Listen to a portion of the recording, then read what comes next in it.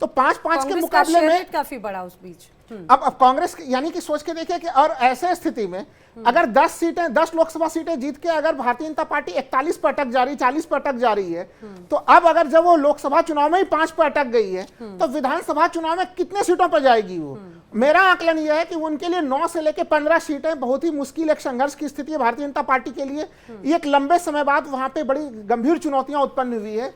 और लास्ट के समय में जिस तरह से विजय संकल्प यात्रा वहां पे कांग्रेस ने निकाली और प्रधानमंत्री मोदी जी का जो आखिरी रैली हुआ है वो 1 अक्टूबर को हुआ है, उसके बाद से ना तो प्रधानमंत्री वहां पे नजर आ रहे हैं, ना गृह मंत्री। प्रधानमंत्री को आप हम लोगों ने चुनावी रैली करते हुए झारखंड में देखा, गृह मंत्री जी को महाराष्ट्र में देखा, तो उन्होंने एक तरह से कहीं न कहीं ये 10 वर्षों में मैंने पहली बार ये देखा है भारतीय जनता पार्टी की राजनीति में कि जहां पे चुनाव हो उस जगह को छोड़ के बाकी दूसरा जगह चुनाव प्रचार में दोनों के दोनों लोग लगे हुए हैं। आखिर ये किस तरह का कॉन्सेप्ट है, इसका जवाब भी आर के मिश्रा जी से आगे लेंगे। लेकिन सौरभ जी, एक बात बहुत महत्वपूर्ण हो जाती है, जैसा कि अभी राहुल जी ने भी कहा कि एंटी इनकम्बेंसी बहुत बड़ा फैक्टर हो जाता है। आपको लग रहा है बीजेपी पिछले 10 सालों से सत्ता में है, जाहिर सी बात है, और अब जब सीनियरिटी या सीएम पद या फिर बड़े चेहरों की अगर बात होती है तो अंदर खाने में ही वो कहीं ना कहीं जो कला है वो साफ साफ नजर आती है। लेकिन अनिल विज जिस तरह से अपने आप को बताने की कोशिश करें, चेहरे पर मुस्कुराहट लाते हुए, कॉन्फिडेंस लाते हुए, वो कह रहे हैं भाई कोई तनाव नहीं है, पार्टी में ऑल इज वेल है। आपको लग रहा है यही जो एक अंदर की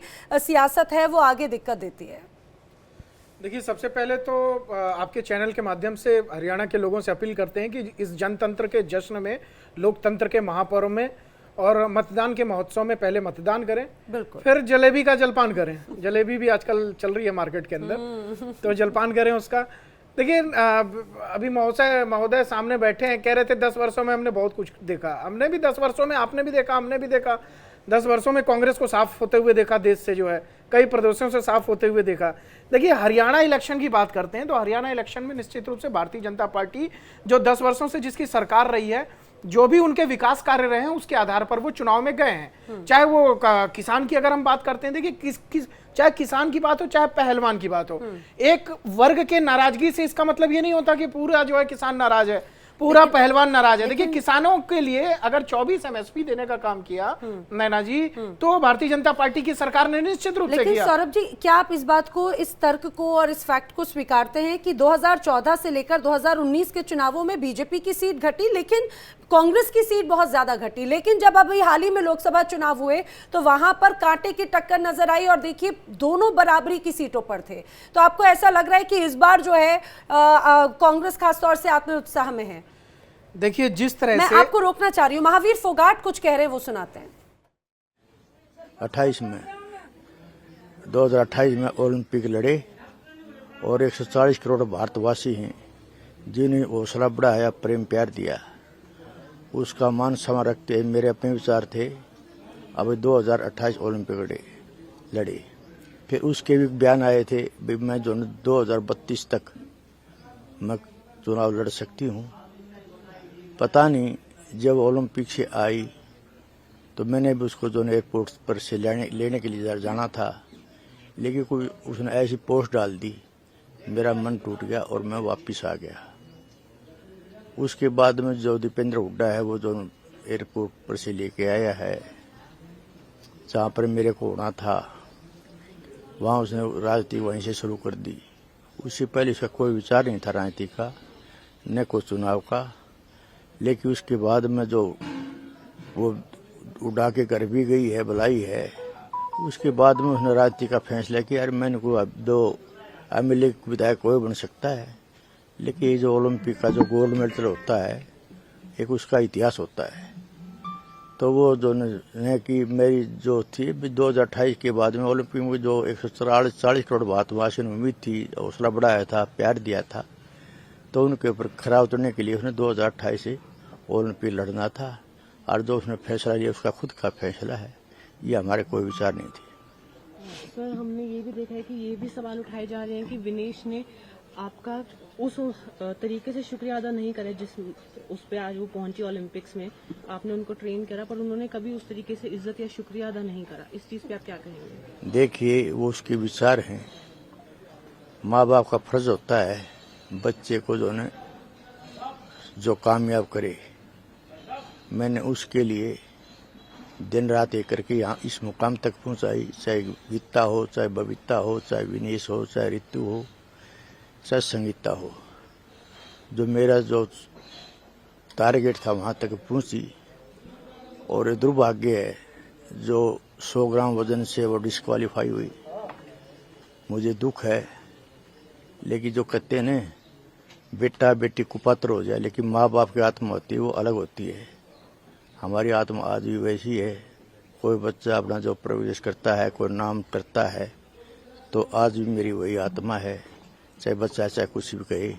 ये आप इसके माध्यम से बता दो, सारे जो मीडिया को पता है किसने इसकी जो मेहनत करवाई है, किसने यहाँ तक पहुँचा ही है।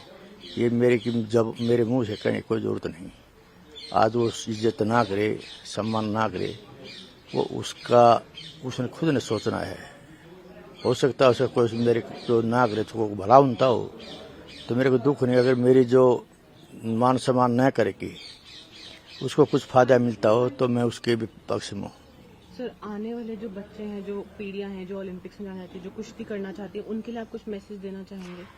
बस मैं यही मैसेज देना चाहता हूँ। देखिए, आपका चैनल के माध्यम से जो मैंने शुरुआत की थी बेटियों की, अब देखो इस नेशनल जो ओलंपिक गेम में। तो महावीर फोगाट को आप सुन रहे थे। कई बड़ी बातें उनकी तरफ से कही गई। विनेश फोगाट के ताऊ लगते हैं, बबीता फोगाट के पिताजी हैं, और जिस तरह से नाराजगी चुनाव, ये कहा जाए कि जब ओलंपिक के बाद में जब विनेश फोगाट भारत लौटी थी, तब से लेकर अभी तक लगातार अलग अलग मोर्चों पर नाराजगी की तस्वीर जरूर देखने को मिली है। लेकिन एक बात मैं सौरभ जी का रुख करूं, लेकिन राहुल जी इस बात को जरा बताइए, आपको लग रहा है कि नाराजगी तो है, खासतौर से अगर विनेश फोगाट को लेकर देखें, परिवार में ही अलग नाराजगी नजर आती है? देखिए, परिवार के भीतर कई मामलों पे कुछ अलग अलग सबों के राय हो सकते हैं। परिवार नहीं, पहलवान पे, मैंने पहलवान के वो भी संदर्भ में उनके पहलवान। पहलवान परिवार के भीतर ही।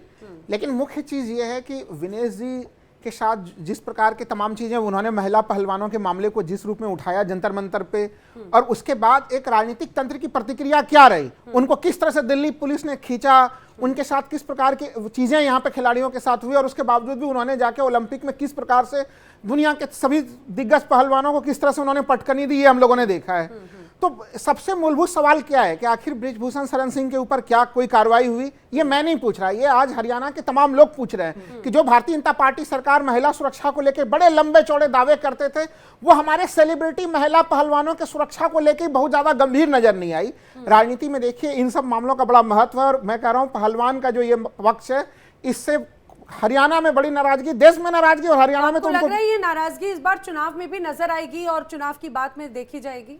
देखिए, ये एकदम बिल्कुल केंद्रीय बिंदु है, ये जो नाराजगी मामला है पहलवानों का, ये उसमें केंद्रीय बिंदु है।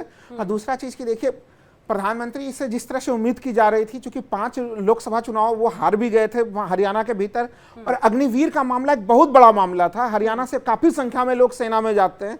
उस मामले में शुरुआत में ऐसे लक्षण दिख रहे थे इस सरकार की कुछ संशोधन करने वाली, लेकिन संसद में जिसमें राहुल गांधी ने बयान दिया, और उसके बाद जिस तरह से प्रधानमंत्री से लेकर गृह मंत्री, रक्षा मंत्री सब अड़े हुए रहे उस मामले को लेकर, हरियाणा में उसकी भी प्रतिक्रिया दिखाई देगी हम लोगों को। मैं मिश्रा जी से, मुझे लगता है कि तमन्ना इस पर रिएक्शन लेना बहुत जरूरी है। मिश्रा जी, आपको लग रहा है चाहे अग्निवीर हो या फिर खासतौर से अगर हम पहलवानों की नाराजगी की बात करें, जैसे राहुल लाल जी बोल रहे हैं, आपको लग रहा है कि ये मुद्दे इस बार कहीं ना कहीं बीजेपी की चिंता बढ़ाते हुए नजर आ रहे हैं इस बार चुनाव में? देखिए नैना जी, यहाँ पर राहुल जी का अपना विश्लेषण हो सकता है, मैं उनके विश्लेषण का सम्मान करता हूँ, लेकिन मैं एक चीज से इत्तेफाक नहीं रखता हूँ। जैसे उन्होंने एक चीज बताया था, अपने पहले वक्तव्य में बताया था, जो नेतृत्व परिवर्तन की बात करी थी उन्होंने, और पहलवानों के जो मुद्दे थे, जो विषय थे, उसके ऊपर में सरकार का कहीं ना कहीं निराशाजनक रुख रहा। मैं आपको बताना चाहता हूँ राहुल लाल जी, जो कि हमेशा से ही पहलवानों के रुख को सरकार ने हमेशा ही सम्मान किया। और जहां तक ब्रजभूषण शरण सिंह की बात है, तो चूंकि मामला की सबजुडिस है, इसीलिए अब जो भी चीज है वो न्यायालय करेगा। अब न्यायालय के अगर निर्णय में अगर कोई देरी हो रही है, जिसमें सरकार का तो कहीं दोष नहीं है। दूसरी बात आपने कही, नेतृत्व परिवर्तन की बात करी आपने। नेतृत्व परिवर्तन की बात अगर मैं कहूं, तो सफल मुख्यमंत्री के तौर पर मध्य प्रदेश के अंदर में शिवराज सिंह चौहान थे, और उसके बाद उनको जब हटाया गया तो बहुत सारे कयास लगाए जा रहे थे, लेकिन हमें लगता है कि उन कयासों को दरकिनार करते हुए जनता ने लोकसभा के चुनाव में प्रचंड जीत मध्य प्रदेश के पूर्व मुख्यमंत्री शिवराज सिंह चौहान जी को प्रचंड बहुमत के साथ जिताया। तो मुझे लगता है जो कि नेतृत्व परिवर्तन करके आप ये नहीं कह सकते जो कि आप कहीं ना कहीं आप एंटी कंबेंसी की वजह से आपने नेतृत्व परिवर्तन किया।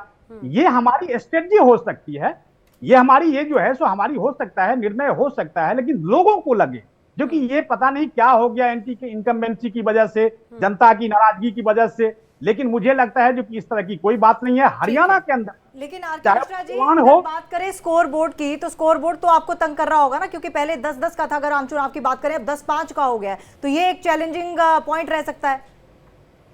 देखिए हो सकता है जो स्कोर जिस तरह से आप या हम सब देख रहे हैं जो कि ऊपर नीचे है, ये मुझे लगता है कोई फैक्टर नहीं है, क्योंकि जनता के मन में आप तभी बसते हैं जब आप जनता के मुद्दे को बिल्कुल उसके ऊपर में काम करते हैं। तो इसलिए स्कोर कोई मायने नहीं रखता, स्कोर कोई फैक्टर नहीं होता। मुझे लगता है जनता का आशीर्वाद फिर ये तीसरी बार जरूर भाजपा के पक्ष में आएगी, और मुझे आशा भी है और आकांक्षा भी है इस तरह की बातें, और हरियाणा के विकास के लिए ये जरूरी भी